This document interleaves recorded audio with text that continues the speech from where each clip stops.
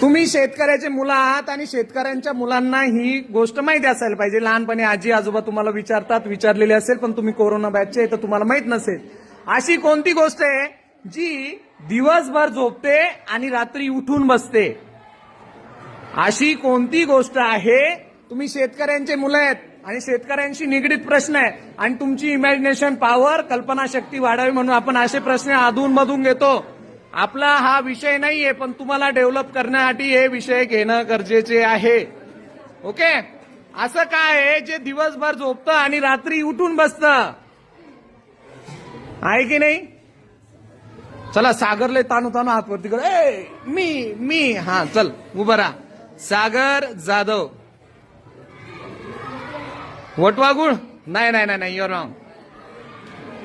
अजून सगळेच. हाँ, हुजैब तुम बताओ, तुम्हारे बहुत फनी आंसर रहते हैं. कुत्रा? ओके. हाँ, तू सांग रे. रोहित भादवे. चंद्र? नाही, रॉंग. सगळे उत्तर वेगळेच आहेत काय? तू सांग बरं आधी. ती उभं राहा. तिचं म्हणणं आहे मेणबत्ती तर झोपायच्या वेळेस आपण विजून टाकतो, मेणबत्ती नाही. Your wrong. आणखी कोणाचं काय? हो जो किरणचं उत्तर बरोबर असतं कधी पण. घड्याळ नाही. Your wrong. ना तू सांग. चांदणं नाही. तू सांग वंदना. उठ सामसे.